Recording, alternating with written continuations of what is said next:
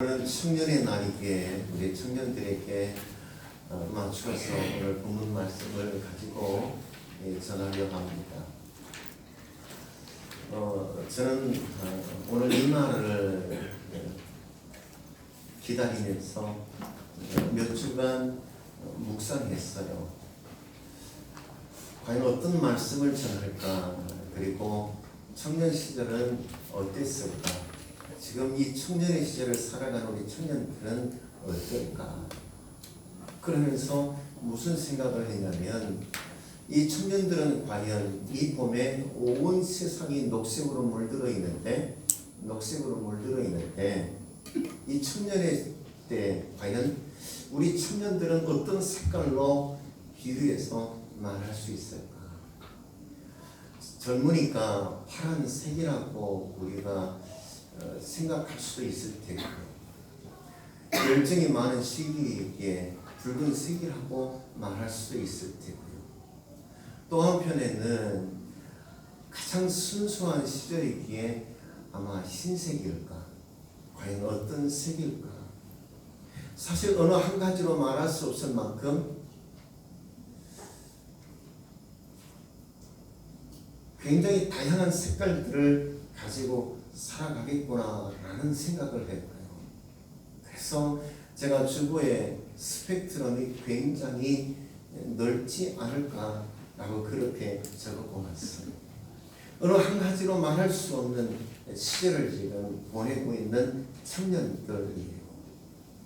우리 청년들에게 있어서 이 세상은 시험실이죠. 끊임없이 도전을 하고 도전하는 가운데 실패할 때 실패에 주저하지 않고 다시 응전할 수 있는 시기가 이 시기가 아닐까.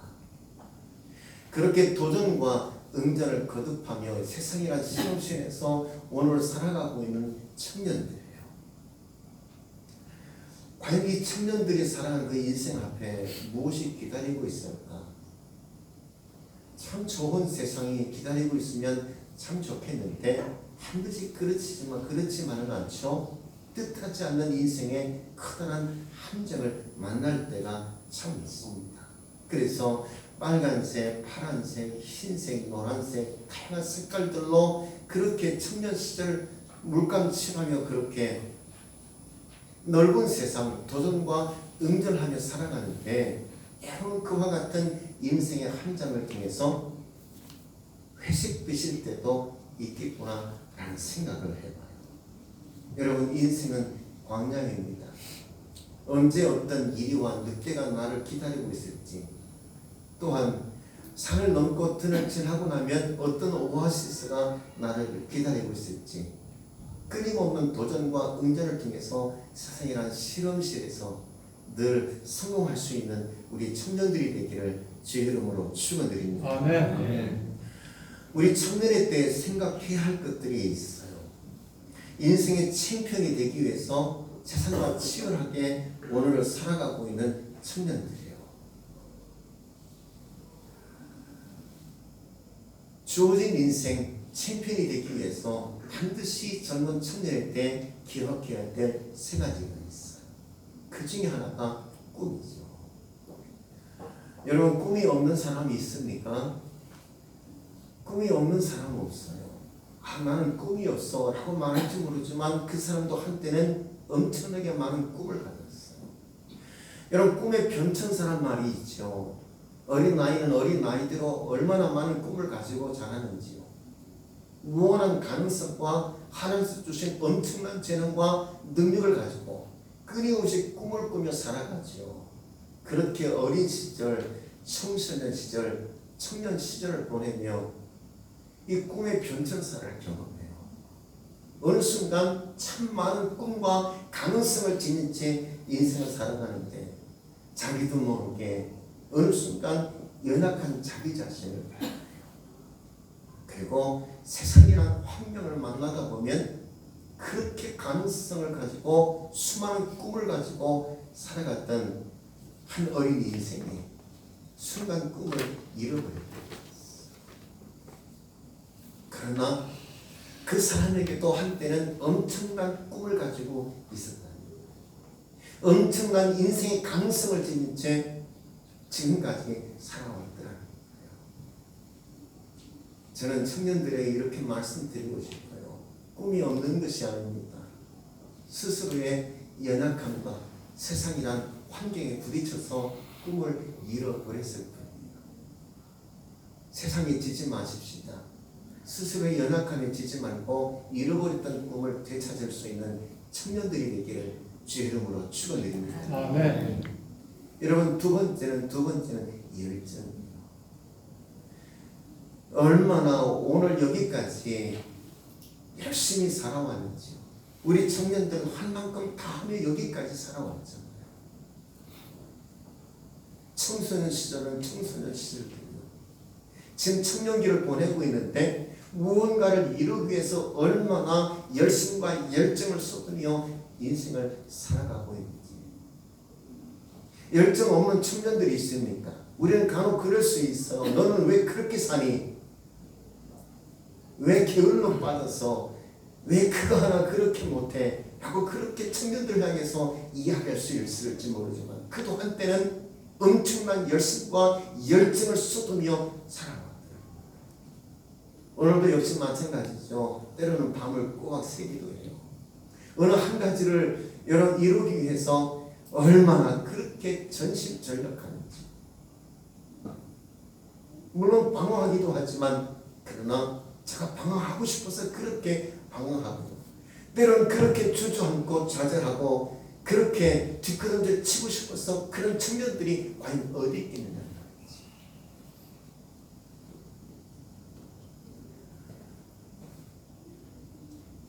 여러분들을 격려합니다. 여러분을 주 이름으로 축복합니다. 자존감을 회복할 수 있는 우리 청년들이 되었으면 좋겠고요. 달려갈 힘을 하나님께로부터 얻는 우리 청년들이 되기를 주 이름으로 축원드립니다. 그런데 정말 중요한 것은 열심과 열정도 중요하지만 방향이 너무 중요해요. 열심히 뛰어갔는데 목적지가 다르죠.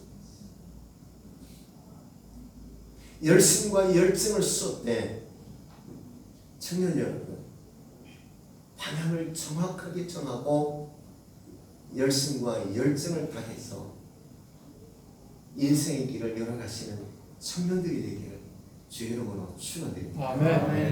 세 번째는 프로가 되어 정상에 올라서 프로가 되어 정상에 올라서.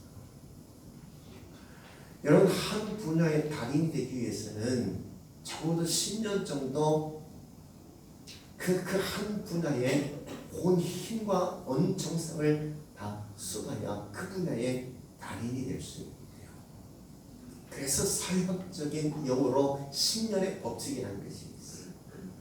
이 땅에 존재하는 수많은 위대한 위인들, 그리고 이곳저곳 낮은 데서부터 높은 데 이르기까지 가장 직업과 여러 분야에서 수많은 사람들이 살아가는데 그 사람들 가운데 그 한 분야에서 달인이 되기까지는 적어도 10년 동안 큰 문제를 놓고 얼마나 그렇게 온 힘을 기울였는지, 그렇게 그 한 분야의 달인이 되어 정상에 올라서기 위해서 온 힘을 기울여서 살아갔다. 자판기처럼 동전 넣고 누르면 콜라가 나오고요, 사이다가 나오는 것이 아니에요. 내가 목적한 것은 어디까지는 적어도 10년 동안 그 분야에 온 힘을 기울여야 돼. 온 정성을 쏟아야 돼. 다시 말하면 프로페셔널한 그분의 전문가가 되기 위해서 여러분 최선을 다하여 마지막까지 인내하실 수 있는 청년들이 되기를 주 이름으로 축원드립니다. 그러므로 청년의 때에 생각해야 할 것 세 가지. 첫 번째는 꿈이에요. 잃어버린 꿈을 되찾으십시오. 스스로의 연약함과 세상의 환경에 지지 않는 여러분 되었으면 좋겠고요. 두 번째는 열정이에요. 열정을 쏟으십시오. 그러나 여러분, 방향이 무엇보다도 중요하다는 것을 기억하시고 방향을 잘 설정해서 열심과 열정을 쏟을 수 있는 청년들이 되었으면 좋겠고요. 세 번째는 어느 한 분야에 적어도 10년 정도는 힘을 기울이지 않으면 결코 정상에 오를 수 없다는 것을 아시고 10년 동안 그 한 분야에 온 힘을 기울일 수 있는, 최선을 다할 수 있는, 마지막까지 인내할 수 있는 9번, 10번, 20번, 100번 끊임없이 실패를 거듭해도 인생이란 실험실에서 끊임없이 도전과 응전을 거듭할 수 있는 우리 젊은 청년들이 되기를 주님의 이름으로 축원드립니다. 아멘. 우리 청년들 앞에 그런데 그럼에도 불구하고 그 꿈을 이루기까지는 두 가지 큰 인생의 파고가 있어요. 첫 번째는 문이 너무나 좁다는 거예요. 길이 넓으면 참 좋겠는데 인생의 문이 너무나 좁아요. 다른 목적지를 찾은 것 같은데 너무나 깊고 가파를 수가 있어요. 과연 인생의 파고를 어떻게 넘을까? 지금까지 살아오는 동안 얼마나 열심히 여러분 그렇게 열정적으로 힘을 기울여 살아왔는지, 청소년 시절은 청소년 시절들이요, 대학 시절은 대학 시절들이요, 대학을 졸업하고 취업하고 결혼하고 인생의 꿈을 이루기 위해서 얼마나 열심히 살아왔고 살아가고 있는지요. 이런 부인할 수가 없어요.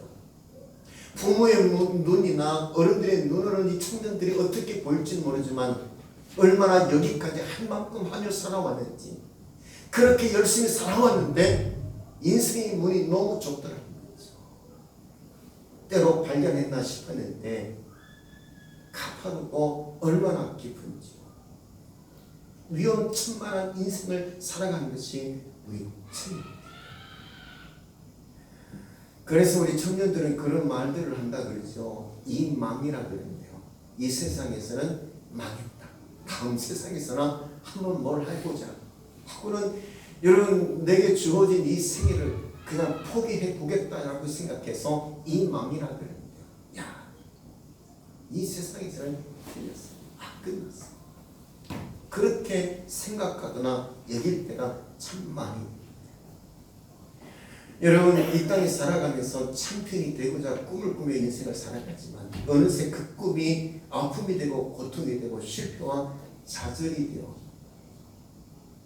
세상이란 실험실에 묶여 그렇게 뒷걸음질 치며 주저앉아 멍하니 바라보는 인생을 살아갈 수가 있다는 거예요. 여러분 두 번째 인생의 파고가 있어요. 그것은 무엇입니까? 유혹이에요. 어떤 유혹이 살아온 짐승처럼 우리를 기다리고 있습니까? 리차드 포스트라는 영성가가 있는데 이 리차드 포스트는 세 가지 우리를 유혹하는 세상의 우상이 있는데 그 첫 번째가 돈, 두 번째가 섹스, 세 번째가 권력. 이 돈과 섹스와 이 권력이 얼마나 살아온 짐승인지 하나님만큼이나 그렇게 위협적이고 위협적인 우상으로 우리 앞을 가로막을 때가 그렇게 젊은 날 하나님만큼이나 위협적이고 위력적인 유화 같은 세상의 우상에 발목을 잡히고 나면 결혼해서 아이를 낳고 30대, 40대, 50대, 60대를 살아가는 동안 어느 한순간 자기 자신을 무너뜨릴지 모릅니다. 요즘 보세요. 돈과 섹스와 권력이란 하나님보다 더 위력적인 우상의 발목을 잡힌 사람들이 60대 이르러서 가문의 망신을 당하고요. 40대, 50대가 돼서 가문의 망신을 당하고요.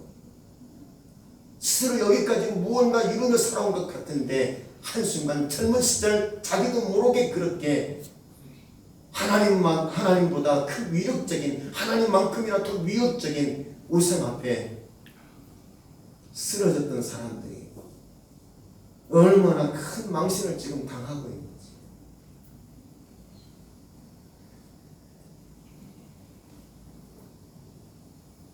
때로는 자신의 행동이 치졸해지기도 하고요. 자기도 모르는 사이 눈처럼 희고 순수했던 열정이 비겁한 욕망으로 변질돼 버릴 수 있어요.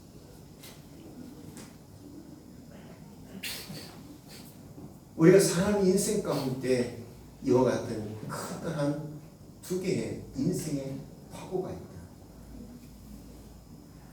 이와 같은 파고를 넘어 내가 꿈꾸던 그것을 반드시 이루어가야 되는데 그것을 이루어가기 위해서 나는 어떻게 해야 할까?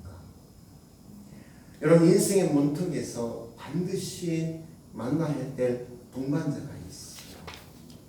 다 좋습니다. 꿈도 좋고요. 열동도 좋고 어느 한 분의 프로가 되기 위해서 여러분 10년의 법칙에 따라 여러분 끊임없이 모든 것을 다 쏟으며 오늘 살아가고요.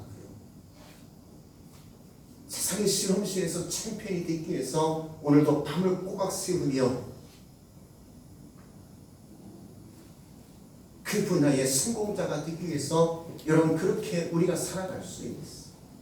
그러나 중요한 것은 언제 어떻게 우리 인생 앞에 사나운 짐승처럼 인생의 파고가 내게 다가올지 몰라. 지금 인생을 시작하는 인생의 문턱에서 반드시 만나야 될 동반자가 있어요. 그러므로 청년들에게 이렇게 권하고 싶어요. 잠시 가던 길 멈추어서서 여러분의 삶의 동반자와 함께 마주서서 그분과 깊은 대화를 나눠보실 수 있는 여러분들 되었으면 좋겠습니다. 의의도 패기도 내려놓고요. 자만과 열심도 내려놓고요. 고집과 편견도 내려놓고요. 그분과 마주서서 한번 이야기해 보자. 내가 그렇게 날마다 날밤을 새지만 어느 한순간 가던 길 멈춰서서 우리의 삶의 동반자이신 그분 앞에 마주서서 그분과 함께 한번 이야기해 보자. 내 의기도 패기도요, 꿈도 열정도요, 다 내려놓고 한번 그분과 마주서서 이야기해 보자. 그분이 누구이기에? 그분은 우리에게 말씀합니다. 나는 길이요 진리요 생명이요 라고 말씀하세요. 우리 주님께서는요 순간 고난과 고통 가운데도 인생의 관역을 빗나간 적이 없어요. 온갖 시련과 끊임없는 환난이 그 앞을 가로막아도 한 번도 관역을 빗나가 본 적이 없어요. 그분이 말씀합니다. 나는 길이요 진리요 생명이라고. 아멘. 한 번도 주님께서 32년 동안 이 땅에 살아가며 관역을 빗나가 본 적이 없으신 그 주님과 한 번 마주서서 한번 이야기해 보자. 수많은 유혹이 다가왔지만 유일하게 세상 유혹을 이기시고 인생의 파고를 잠재우신 분이에요. 사단이 시험했어요. 끊임없이 종교 지도자들이 대적을 해요. 마지막에는 십자가의 고난을 통해서 온갖 부끄러움과 수치를 당하며 끝내는 인류를 구원하시는 세상 유혹과 사탄의 유혹 앞에서도 한 번도 지신 적이 없어요. 커다란 인생의 파고가 다가오지만 우리 주님께서는 한 번도 인생의 파고를 만나 싸워 지신 적이 없어요. 오히려 인생의 파고 마지막 그 죽음마저도 잠재우신 주님. 아멘. 그러게 그분과 만나서 마주서서 한번 이야기해 보자. 여러분 그분이 어떤 분입니까? 저는 오늘 본문 말씀을 통해서 세 가지를 여러분들에게 말씀드리고 싶어요. 오늘 본문 말씀 보면 1절에 이렇게 말하죠. 여호와는 나의 목자시니. 이 말은 다른 말로 바꿔서 말하면 우리는 무엇이랍니까? 양이랍니다. 왜 하나님께서는 우리를 양으로 비유하셨을까? 두 가지 큰 의미가 있어요. 양은 정말 연약하대요. 우리가 너무나 잘 알듯이 온순하니 앞을 못 보니 그럴 수 있잖아요. 그런데 저는 이렇게 말씀드리고 싶어요. 모든 이 땅에 존재하는 생명체는요, 보호 능력을 가지고 있어요. 자그마한 곤충도 잡아먹히지 않기 위해서 스스로 카멜레온처럼 색깔을 바꿔가요. 밀림의 어린 사슴도요, 사자가 뛰어오면 얼마나 펄쩍펄쩍 그렇게 공중을 향해서 뛰어올라 도망가는지 정신없이 뛰어가요. 근데 양은요, 스스로 보호 능력이 없대요. 몸집은 얼마나 큰지요. 정말 큰데 다리는 얼마나 그렇게 강한지 뛸 줄을 모른대요. 양치기 강아지가 있잖아요. 강아지가 막 양떼를 몰면 뛴다고 겨우 뛰는 것이 엉금엉금 기어가듯이 그렇게 양이 뛰어간대요. 스스로 보호 능력이 없는 하나님께서 이와 같이 사람을 양으로 비유한 이유는 사람에게는 그와 같은 보호 능력이 없다는 연약기로 죽음 앞에 스스로 감출 수 있는 인생의 절망 앞에 스스로를 여러분 그렇게 이길 수 있나요? 그럴 수 없는 것이 우리 인생이에요. 이보다 더 중요한 두 번째 이유가 있는데 양은요 귀가 정말 밝고 목성이 얼마나 좋은지요 풀뿌리까지 다 뽑아먹습니다. 다시 말하면 우리 하나님과 마주 서 있으면 얼마든지 주님의 음성을 들을 기가 있고 주님께 주시는 말씀을 먹을 준비가 되어 있는 것이 양. 그렇기에 우리 하나님께서는 사람을 양으로 비유하는 거예요. 서로 마주 서서 이야기하면 대화가 통하는 인격체로 하나님 우리를 만들어 놓으셨기 때문에 그렇기에 모든 것 다 내려놓고 그분과 함께 귀를 열고 마음을 열고 한번 이야기해 보자. 여러분 두 번째는 2절 보면 제가 오늘 다 말씀드릴 수 없어요. 세 가지만 지금 꼭 집어서 말씀드립니다. 두 번째는 그날 푸른 풀밭에 놓이시며 쉴만한 물가로 인도하시는도다. 쉴만한 물가로 인도하시는데요. 물이 있는 곳으로요. 이끄시는 하나님. 그런데 이스라엘 땅은 여러분이 알고 있는 밀림과 같은 사바나의 초원이 아니에요. 뭐 탄자니아나 뭐 이런 곳에 넓은 초원과 그리고 시내가 흐르는 그런 초원이 결코 아니라 북악복이 찾아보기 어려운 넓은 광야예요. 그러기에 그렇게 넓은 광야에서 물을 찾는 것은 정말 어려운 일이죠. 어렵게 물을 찾았는데 사바나의 초원에 흐르는 거대한 물줄기 같은 것이 아니라 작은 웅덩이라는 거예요. 그런데 그 웅덩이가 얼마나 좁고 깊고 그리고 가파른지 양에게 그 물을 먹이기 전 양치기가 지팡이를 들고 그 웅덩이 밑으로 내려간대요. 그리고는 수심이 얼마나 깊은지 지팡이를 꼭 꽂아놓는데요. 그리고는 위에서부터 돌과 바위를 막 굴려 떨어뜨리는 거예요. 그 웅덩이로. 여러분 돌과 그리고 바위를 이 웅덩이로 밀어서 떨어뜨리면 어떻게 되겠습니까? 수심이 낮아지죠. 수심이 낮아질 뿐만 아니라 좁았던 웅덩이가 수심이 잦아지면서 넓어지게 되겠죠. 가파랐던 웅덩이가 이제는 평범한 지형으로 바뀌게 되는 거죠. 그렇게 웅덩이를 발견하면 지팡이를 꽂아보고 돌을 굴려놓고 그리고 그렇게 웅덩이를 넓게 만들고 가파랐던 지형을 평범한 지형으로 만든 이후에 양을 그곳으로 이끄는 거예요. 편안하게 물을 먹을 수 있는 환경을 만들고 그리고는 무엇을 하냐면 양치기는 피리를 불기 시작하는데요. 왜 피리를 불어요? 양을 물가에 와서 물을 먹으려고 얼굴을 디밀다 보면 물 위에 무엇이 보여요? 자기 얼굴이 보여요. 얼마나 양이 멍청한지요. 제 얼굴을 보고 자기 얼굴인 줄 모른대요. 무서운 괴물로 보는 거예요. 깜짝 놀라 물을 먹으려다가 뒷걸음질 치는 거예요. 뒷걸음질 쳐요. 그러면 양치기가 엉덩이를 쳐서 양에게 억지로 물을 먹이나요? 그렇게 먹일 수 있는 것이 아니잖아요. 하나님 민물에 불과한 것 아닙니까? 그러게 양치기는 물가로 인도한 이후에 피를 흘리기 시작해요. 마음의 위로와 평안을 주는 거예요. 그럼 그제서야 양이 두려움이 사라지고 얕은 물가로 와서 그곳에서 물을 마시는 거예요. 우리 인생의 길은 너무나 좁습니다.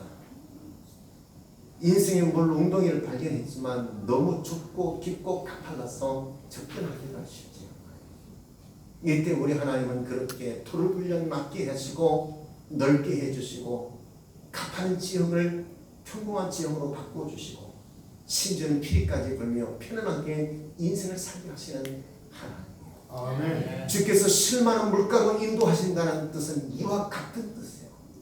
나로 하여금 그렇게 작고 좁고 깊은 그런 인생의 웅덩이를 편안하게 만들어 주어 우리를 이끌어 가시는 하나님이십니다. 아멘. 그 하나님이 우리를 풀어보지 않는 거예요. 그 하나님이 우리를 풀어보지 않는 거예요. 푸른 풀밭 맑은 신흙가로 인도하기로 원하십니다. 그 하나님의 프로포즈에 늘 응하셔서 나의 사랑 나의 어이쁜 자야 일어나서 함께 가자 할 때 기쁨으로 그 손을 붙들고 쉴만한 물가로 이끌린 바다 여러분의 가졌던 꿈을 늘 성천에 살아가시는 여러분이 되시기를 주의 이름으로 축원드립니다. 아멘. 세 번째 5절 보면 주께서 내 원수의 목전에서 내게 상을 차려주시고 기름을 내 머리에 부으셨으니 내 향이 넘치나이다. 기름을 내 머리에 부으셨으니 라고 말해요.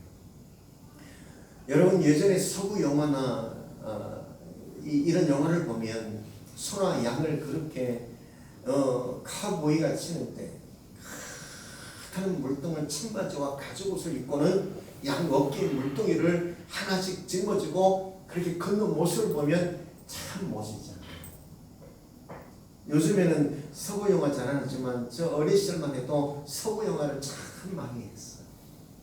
청바지나 가죽옷에다가 모자를 탁 쓰고 양쪽에 물동이를 탁 어깨에 메고 걷는 그 모습이 얼마나 좋은지. 그러다 역구에 총을 탁 빼서는 그 총을 뒤돌아서 쏘는 모습을 보면 얼마나 그렇게 멋진지. 여러분 양이나 소를 치는 사람들은 물동이 두 개가 필요한데요. 하나는 한 어깨에 있는 물동이는 말 그대로 물이 담겨 있는데 다른 한쪽에는 무엇이 담겨 있냐면 기름이 담겨 있죠. 그것도요 올리브유가 담겨 있대요. 왜요? 그것으로 양고기를 구워 먹으려고요? 여러분 그런 것이 아니랍니다. 여러분 다른 한쪽 어깨에 메어있는 물통에는 기름이 올리브유가 가득 차 있는데 어두컴컴해지면 양이나 소를 우리가 다 불러 먹어요. 그리고는 우리 안에 다 집어넣고 양치기가 양과 소를 밤새 지키는데 이곳저곳에서 이리와 늑대 소리가 들리기 시작합니다. 양이나 소가 잠을 못 자는 거예요. 안절부절하고 이리 엉키고 저리 엉키고 그리고 이것저것이 그 예민하게 반응하기 시작해요. 이때 기름통에 담겨있는 물통을 탁 꺼내서는 그곳에서 기름을 가지고 양이나 소의 머리로부터 목덜미까지 기름을 바른대요. 그러면 머리부터 뒷돌까지 발라진 그 기름이 곳곳을 자극하는 거예요. 그리고는 두려웠던 양과 소의 마음이 편안해집니다. 양치는 그와 같이 기름을 바르며 그런답니다. 얘들아 걱정하지 마. 내가 있잖아. 저들이 너를 위협할지 모르지만 너는 해치지 못해. 내가 있잖아. 걱정하지 마. 그렇게 목덜미와 머리에 기름을 바르며 양치기는 그렇게 양과 소의 머리에 기름을 바르며 이야기한대요. 염려하지 마. 걱정하지 마. 내가 도와줄게. 아무 문제 없어. 괜찮아. 편하게 잠들어도 돼. 내가 밤새 너를 위해서 지켜줄게. 라고 하며 기름을 받으시는 거예요. 여러분, 내 머리에 기름을 부으셨으니 하는 말씀은 이와 같은 말씀. 내가 두려워 떨고 근심에 염려 가운데 내가 그렇게 밤을 지새며 살아갈 때 내 머리에 기름을 바르시면 주님께서 말씀하시는 거예요. 고목사야, 염려하지 마. 걱정하지 마. 내가 너와 함께하고 있으나 내가 너를 도와줄게. 아니야, 내가 너를 지켜주니까 걱정 없어. 편안히 잠들면 어떻게. 그분이 나를 위로하고 격려하고 그렇게 안위하여 주십니다. 아멘. 그 하나님이 우리를 풀어보지 않습니다. 그 하나님이 풀어보지 않습니다. 청년 여러분, 이와 같은 하나님의 프로포즈에 주님, 제가 여기 있습니다. 너와 함께 하시고 주님 가시는 길 주님 손에 이끌려서 가겠습니다. 아멘. 이렇게 좋으신 그 하나님으로 인하여 여러분 꿈을 꾸시고 열정을 쏟고 여러분의 이루고자 하는 그 분야에 여러분 달인이 되어서 늘 이 세상 살아가는 동안 챔피언이 되기를 주의 이름으로 축원드립니다. 아멘. 이 땅이 너무 좁고 깊고 가파릅니다. 물웅덩이를 발견했지만 그것을 이루기에 너무 힘이 들어요. 가던 길 멈춰서서 모든 것 다 내려놓고 이렇게 좋은 주님과 한번 마주서서 그분의 음성에 귀를 기울이고 그분이 주시는 말씀에 여러분의 심령을 가득 채워 그분을 힘입고 이 세상이라는 실험실에서 끊임없이 도전과 응전할 때 마지막에는 끝내 챔피언이 되기를 주의 이름으로 축원드립니다. 아멘. 기도하겠습니다. 하나님 감사합니다.